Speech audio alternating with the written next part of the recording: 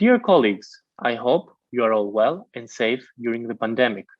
As you can see, the topic of my presentation is about rTMS, a new era of mental health therapies. My name is Dr. Theodoros Koutsomitros, and I'm a consultant psychiatrist from Greece. I'm the founder and director of Greek rTMS Clinic in Thessaloniki and a PhD candidate at Cognitive Neuroscience Department of Maastricht University in the Netherlands, and I have nothing to disclose. So first of all, why do we need rTMS as a therapeutic method? According to WHO, depression is the most disabling disease in the world, and 35 million people suffer from depression worldwide. The most common treatment are antidepressants, which do not work in many cases. And approximately 10% of patients give up eventually the antidepressants due to side effects. But as the doctor in the slides and the comic says, there's some good news. TMS can treat depression and can be an alternative to antidepressants. So what is repetitive transcranial magnetic stimulation? It is a non-invasive medical treatment. TMS coil creates a changing electric field, which in turn induces a magnetic field that passes the skull painlessly. The magnetic field induces a changing electric field in the brain, which leads to the stimulation of neurons. This locally, repeatedly applied electricity brings the therapeutic results for the treatment of depression and other neuropsychiatric disorders. Before we talked about why do we need rTMS, now we will talk about when it all started. The course from the discovery of modern TMS to the establishment as a treatment in clinical practice has been a long road. Followed by the discovery of electromagnetic induction by Faraday and Henry in 1831, it was now possible to stimulate the nervous system by exposing patients to changing electric fields. The first successful attempts achieved within the time period of 1896 to 1910 by Desorval, followed by Peer and Thomson. The difficulty was now in the creation of a high intensity current and rapid change of a field so as to induce a physiological activity in the brain. In 1985, Dr. Barker and al. In UK finally succeeded to develop the stimulators that could produce the required discharge to generate a magnetic field capable to induce current in the cortical tissue. Dr. Barker was awarded for his discovery with a prestigious international award, as you can see, almost 30 years later from the development of the first modern TMS machine. Is rTMS suitable for everybody? As you can see, we have some absolute and relative contraindications. The absolute contraindications are any ferromagnetic foreign body within 10 centimeters distance from the coil and cochlear implants. The relative contraindications are any unconfirmed seizure, unexplained syncope, history of epilepsy or antiepileptic drugs, implantable cardiac defibrillator, and high GABA load. There are no risks in pregnancy. In fact, there is an ongoing research study from International Clinical Society of TMS gathering data about the safety and efficacy of rTMS in pregnant women. There are no additional risks in children younger than 18 years old. However, in a developing brain, one should look a bit more whether the benefits outweigh the risks. rTMS is a safe medical treatment. The International Federation of Clinical Neurophysiology has revised their guidelines last year, as you can see in the slide, and so far they revise them 3 times every 11 years. Common side effects are a transient headache or a neck pain that are easily managed with paracetamol if needed. The acoustic trauma can be prevented for both the patient and the TMS operator by using earplugs. Having said that, safety issues are rarely addressed for the operators who are exposed to magnetic fields several hours every day for years by performing TMS. Guidelines for occupational levels of exposure to electromagnetic field have been proposed by the International Commission of Non-Ionizing Radiation Protection and by directive from the European Parliament. The rare side effects of TMS are seizure, fainting, dental pain, and hypomanic episode. In Greek rTMS clinic, where I practice TMS, we have seen hundreds of patients, and I have only seen one patient with a hypomanic episode so far, and none has experienced seizure. Considering that each patient is usually getting 20 to 30 sessions of rTMS, the estimated seizure rate is less than 0.1%. So, in other words, some antidepressants have higher risk to cause seizure than TMS. Here, you can see the list of the current indication of TMS in psychiatry. As we will see later in the presentation, the first FDA-approved indication was in 2008 for resistant depressions, but since then, the number of studies and evidence has grown exponentially, and therefore, more disorders are now either FDA or CE approved that are written with bold. So, TMS is now approved for treatment of depression, unipolar or bipolar, with or without morbid anxiety, as well as OCD.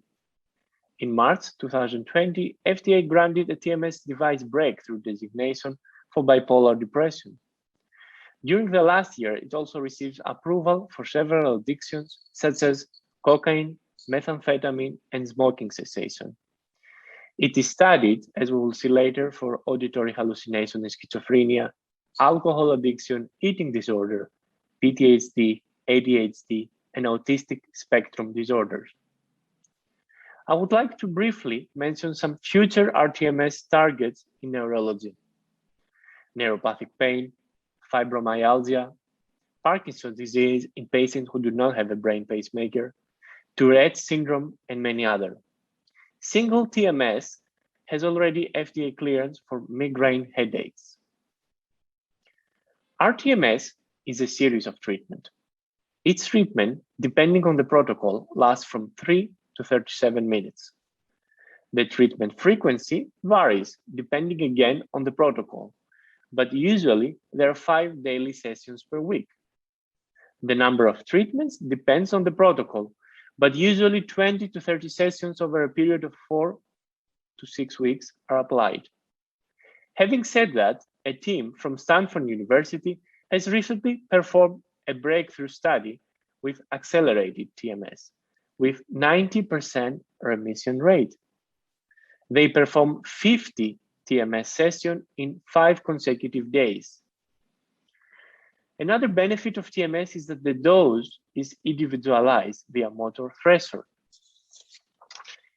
Depending on the condition, we target different brain areas. For example, temporoparietal area for auditory hallucination and schizophrenia, and supplementary motor area for obsessive compulsive disorder.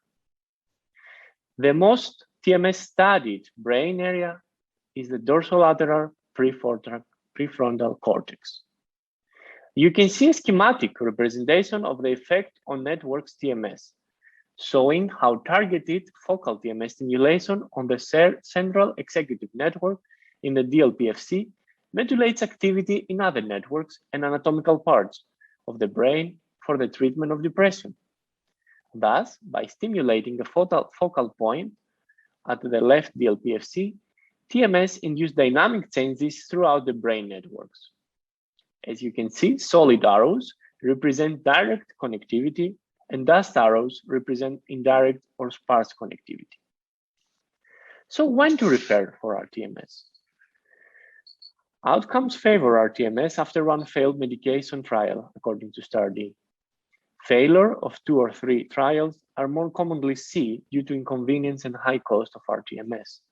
After medication and psychotherapy, before ECT, due to less side effects, when there is a refusal to receive medication, when side effect or adverse effect of antidepressants occur, and in other psychiatric disorder, in any case refractory to more than one medication is reasonable.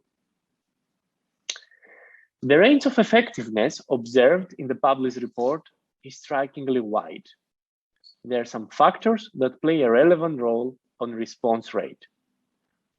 Protocols. The length of the treatment. This is the number of sessions provided. Is extremely heterogeneous in literature.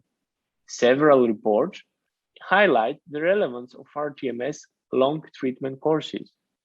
Furthermore, stimulus intensity seems to be crucial.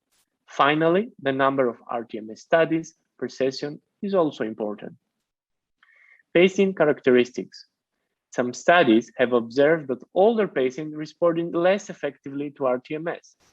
The aging brain represents with a greater degree of cortical atrophy, and the enlargement of the sulci may play a role. A greater amount of cerebrospinal fluid collections probably diminishes the focality for the treatment in this patient population. It is also noted a significant negative correlation between the length of the current depressive episode and the response to rTMS. Furthermore, patients with psychotic depression often have shown lower response rates. Preliminary evidence indicates that the previous response to rTMS increased the response rate for new treatment when relapse occurred. TMS per pulse study measure intracortical inhibition or facilitation. Therefore, they have allowed having a reliable correlate of the modulatory effect of TMS in the cortex. Imaging studies with SPECT and PET can also predict whether patients may be better responders to TMS. The baseline activity in the inferior frontal lobe is higher in patients that tend to respond to rTMS. Conversely, hypometabolism in both temporal lobes, the cerebellum and the anterior cingulate and occipital area, was associated with a better response to 20 Hz rTMS. So, who is a good candidate for rTMS?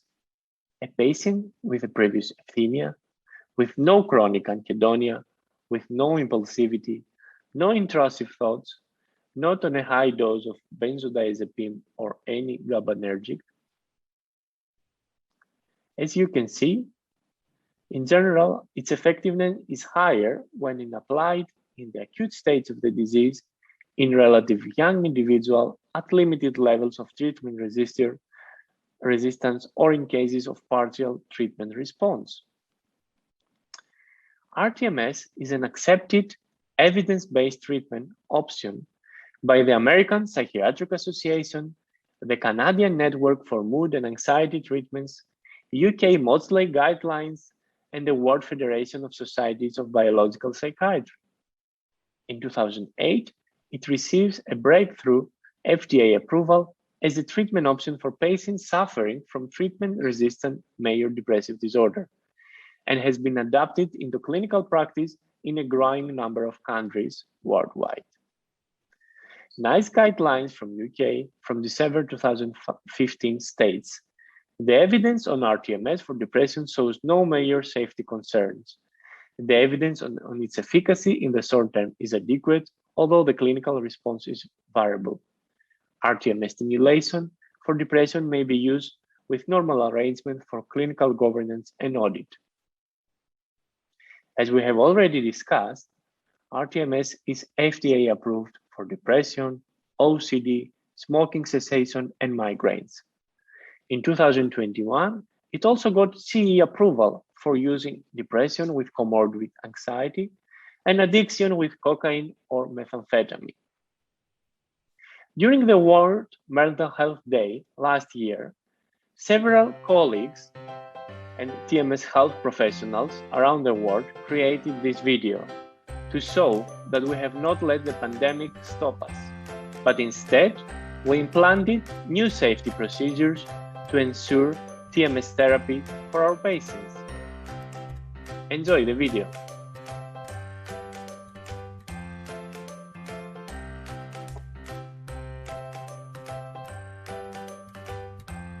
You can also see new guidelines as published regarding the clinical services and research through the COVID-19 pandemic.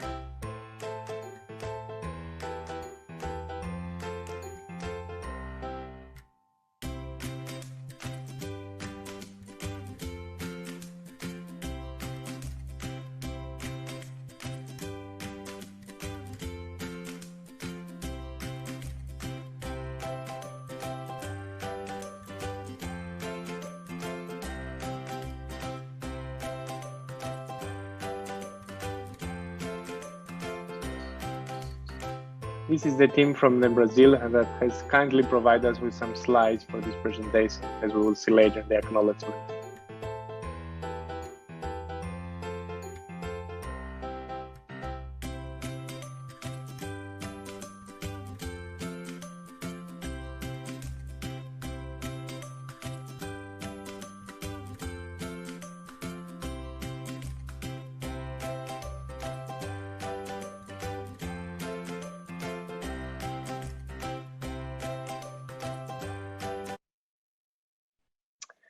At this point, I would like to share a story about my personal trip with TMS.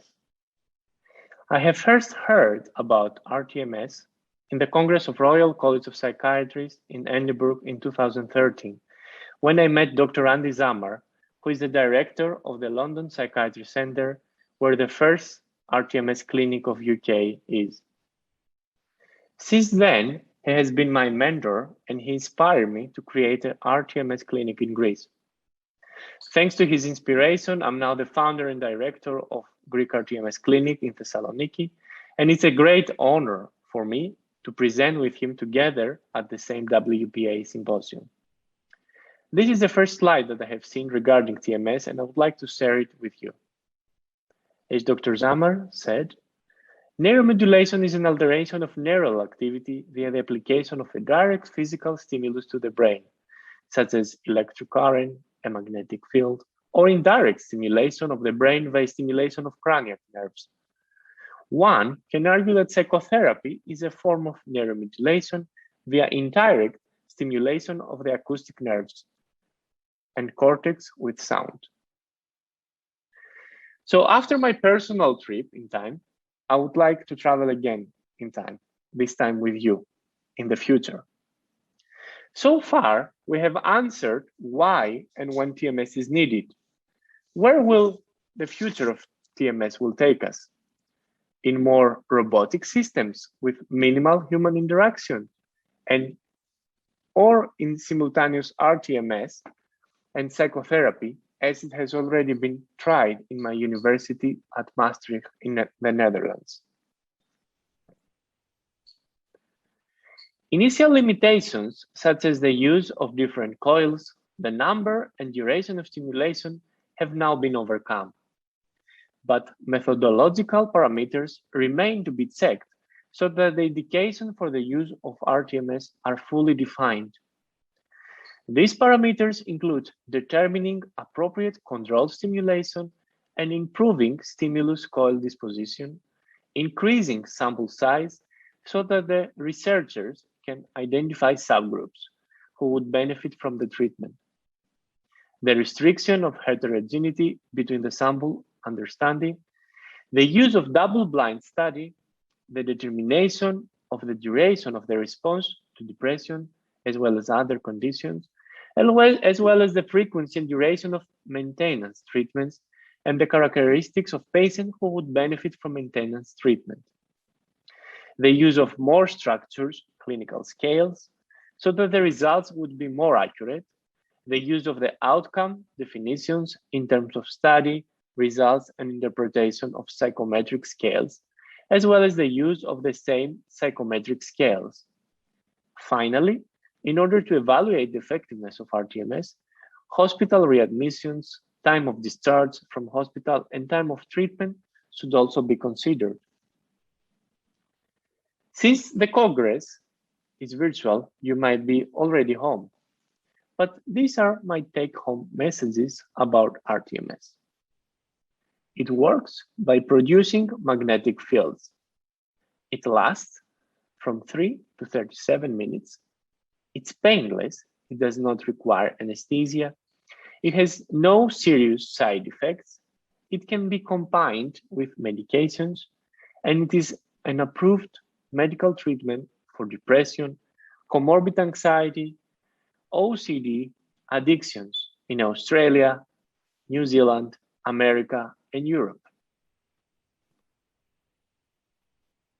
Here you can see the references that I use in order to complete this presentation. Finally, I would like to acknowledge all my colleagues across the world for helping on several aspects of this presentation, and all of you who attended virtually today. Let's hope that the next WPA Congress will take place live and we can all meet in person and interact. Until then, please do not hesitate to visit our website or contact me via my email. Thank you very much.